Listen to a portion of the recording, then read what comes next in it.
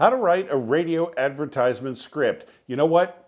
There's a lot of bad advertising on radio. I'm glad you asked. I've got a few things, very critical things that you need to consider before you start writing down your very first radio commercial. There are some very specific things that you're going to want to consider before you start writing your radio commercial. So let's dive in. Now, by the end of this video, you're going to have a top to bottom, front to back, side to side, nuts and bolts view of a radio commercial that you've probably never had before. You ready? Here we go.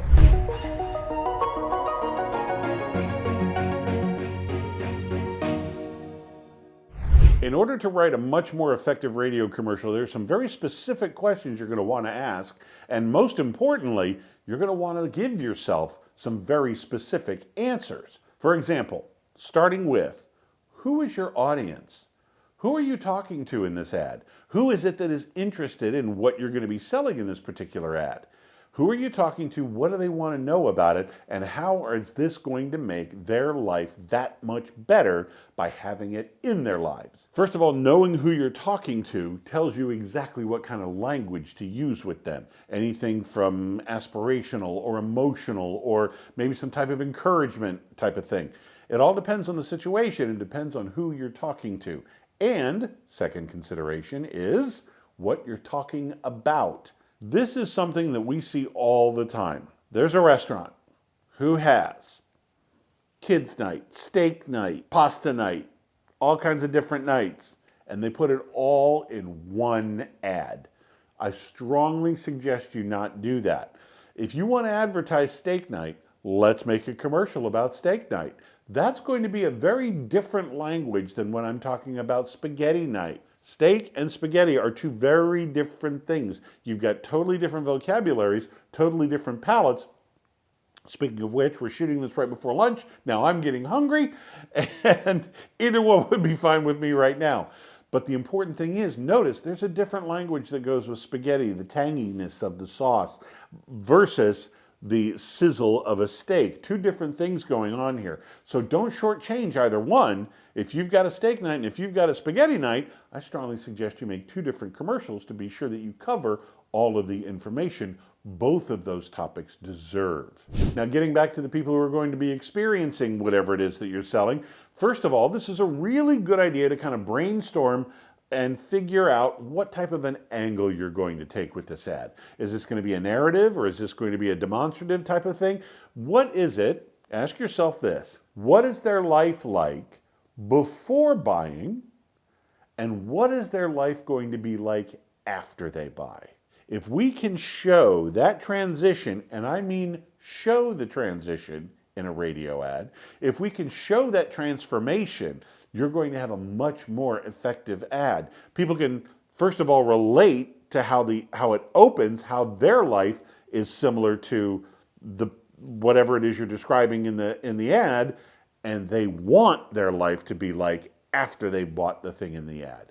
They can relate to that and see that transformation in their own lives. That's going to be much more effective than just a laundry list of some of the things that you have on the shelf. And also, most importantly, what do they need to do to actually buy what it is you're selling? Do they need to come into the store? Do they need to make a purchase right there at the cash register? Can they order it online? Can they have it delivered? Do they need to place an order so it can be made specially for them and delivered a week, 2 weeks, 6 months from now? Whatever the case may be sure to make that obvious and apparent in the ad. Do they need to come in, go online, call in for an appointment? Whatever the case may be, make that your call to action. And one other thing to think about is, why do they need your product or service? Because this will determine where they are along the product awareness or problem awareness scale. Maybe they don't even think they have a problem, all the way up to, let's say they've got a splitting headache and they know they need an aspirin. Oh, how convenient. You're in the aspirin business. Okay, that's what we're talking about. Where is their awareness? Do they not even have a headache right now? Or are they like so debilitated that they're in the migraine zone? Where is their awareness? And why is it that they even need to consider what it is you're selling? That is something significant to get to. Where are they along the awareness, the problem awareness spectrum, and how do you address that, and how do you move them to the next step. So when it comes to video or audio, just about any form, that's what we cover here at this channel. Thank you for asking about the radio commercial, that's for sure. If you've gotten some value out of it, be sure to click like on this video. Be sure to subscribe to the channel too, because we're going to go over all kinds of stuff to help you leverage for your business success.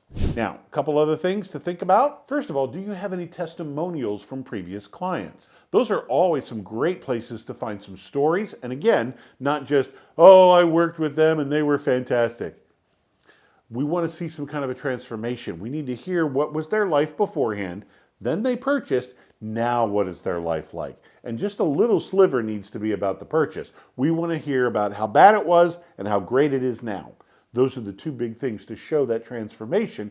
That's some great stories to tell for the transformation. Transformation is a great motivating factor. Stories are a great way to deliver them. We're wired for stories, but that's another video. That would be a great place to start looking for inspiration, is in your client and customer testimonials. And then finally, what kind of an offer are you making?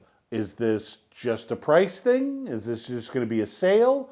Or can you introduce any kind of scarcity or urgency? Scarcity is when, let's say, you have a limited amount, or you're only taking 3 or 4. There's only 3 or 4 slots. Let's say you're a financial planner. You're only going to take on 3 more clients this upcoming month. Okay, fine.